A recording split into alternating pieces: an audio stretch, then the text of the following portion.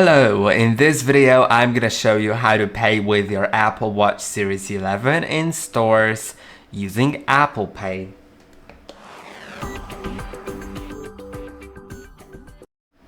Okay, you can see I have the Apple Watch Series 11 and I have the card added. If you don't have it added, you can do it in the Watch app in Wallet and Apple Pay section. By the way, there is a video on it on how to set up the Apple Pay on Apple Watch Series 11. It's on our channel, so you can watch that.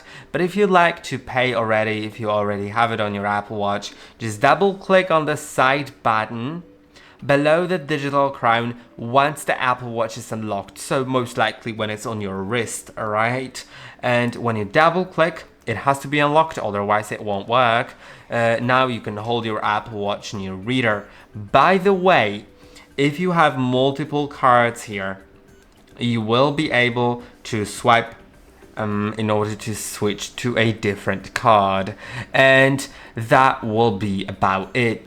I hope that this video was helpful. Don't forget to like and subscribe, and I'll see you in the next one.